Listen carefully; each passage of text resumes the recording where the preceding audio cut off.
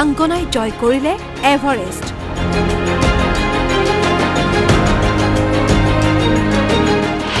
এভাৰেষ্টৰ শিখৰত অসম কন্যা ৰূপামণি। ইতিহাস ৰচিলে লখিমপুৰৰ ৰূপামণি গড়ে। এভাৰেষ্ট জয় কৰা প্ৰথমগৰাকী অসমীয়া যুৱতী ৰূপামণি গড়। বিশ্বৰ সৰ্বোচ্চ শৃংগ মাউণ্ট এভাৰেষ্ট সফলতাৰে আৰোহণ কৰি অসমলৈ গৌৰৱ কঢ়িয়াই আনিলে লখিমপুৰৰ ৰূপামণি গড়ে।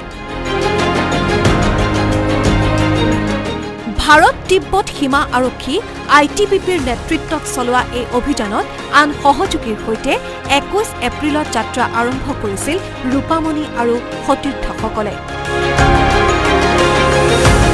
19জনীয়া দলটোৰ নেতৃত্বত আছিল আন এগৰাকী সাহসী অসম কন্যা ভনিতা টিমুংপি। প্ৰচণ্ড শীত আৰু বৰফৰ বাবে মাজবাটতে বহুবাৰ থমকিও ৰ'ব লগা হৈছিল ৰূপামণিৰ লগতে তেওঁৰ সতীৰ্থসকল। অদম্য ইচ্ছাশক্তি আৰু একাগ্ৰতা থাকিলে যে সকলো প্ৰত্যাহ্বান নেওচি লক্ষ্যস্থানত উপনীত হ'ব পাৰি, তাকেই প্ৰমাণ কৰি 21 মে'ত পৃথিৱীৰ সৰ্বোচ্চ শৃংগ মাউণ্ট এভাৰেষ্ট জয় কৰিলে লখিমপুৰৰ ৰূপামণিয়ে। লখিমপুৰৰ নগাঁও পথাৰৰ কৃষক জয়সিং গড় আৰু কমলাৱতী গড়ৰ দ্বিতীয় কন্যা ৰূপামণিয়ে 2020 চনত ITBPত যোগদান কৰিছিল। ৰূপামণিৰ এই সাফল্যত গৌৰৱেৰে পিতৃ মাতৃয়ে সাংবাদিকৰ আগত প্ৰকাশ কৰিলে মনৰ ভাৱ। ভালে ভালে আছো বুলি জনাইছে, তাত তথাপি কষ্ট হ'ল বাৰু, আহি পালো আৰু মা এতিয়া ঘৰত গ'লে সকলো কথা বিৱৰি কম বুলি কৈছে। তাইৰ কাৰণে আমিও চবেই পৰিয়ালে বহুত চিন্তিত আছিলো, তথাপি তাই এতিয়া নহালৈকেও মনটো বেয়া লাগি থাকিব। যদি ঘৰত আহি পায় তাৰপিছতহে ভাল লাগিব মনটো। কিন্তু এতিয়া আমি বহুত সুখী, যাতে ছোৱালীজনী অশেষ কষ্ট কৰি যে আজি এই গাঁৱৰ পৰা ওলাই গৈছে, তাৰ নাম কঢ়িয়াই আনিলে, তাৰ কাৰণে মই মানে আমাৰ গোটেই পৰিয়ালে অশেষ আমি তেওঁলোকে জনাইছে চবে। মানে প্ৰথমেতো মোৰ ছোৱালীজনীয়ে গৈছিলে, ছোৱালীজনী প্ৰথম 1 নম্বৰত গৈছিলে।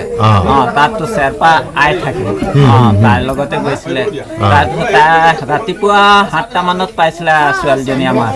তাৰপিছত এজন এজনকে পাওঁতে পাওঁতে কমচে কম 2টামান বাজিলে। তেতিয়াহে শিখৰ চবেই পালে বাৰু, তাই প্ৰথমে পালে। ৰূপামণি আৰু ভনিতা টিমুংপিৰ এই সফলতাত মুখ্যমন্ত্ৰী ডক্টৰ হিমন্ত বিশ্ব শৰ্মাই সামাজিক মাধ্যম যোগে শুভেচ্ছা জনায় আৰু অসমৰ নাৰীয়ে হিমালয়ে নহয় এভাৰেষ্ট আৰোহণ কৰিব পৰাকৈ বিশ্বত এক নজিৰ সৃষ্টি কৰিলে বুলি উল্লেখ কৰে। ৰূপামণি গড়ৰ এই অভূতপূৰ্ব সফলতাত ৰাজ্যজুৰি আনন্দৰ জোৱাৰ উঠিছে। ৰূপামণিৰ এই সফলতা পৰ্বতাৰোহণৰ ক্ষেত্ৰত অদম্য সাহস, ধৈৰ্য আৰু মহিলা সবলীকৰণৰ এক শক্তিশালী প্ৰতিফলন বুলি অভিহিত কৰি কেন্দ্ৰীয় ৰাজ্যমন্ত্ৰী পবিত্ৰ মাৰ্ঘেৰিটাই সামাজিক মাধ্যম যোগে শুভেচ্ছা জনায়। ৰূপামণি গড় আৰু ভনিতা টিমুংপিৰ এই সফলতাত আছাম টক্সৰ পৰিয়ালৰ তৰফৰ পৰাও জনালো অলেখ শুভেচ্ছা, শুভকামনা।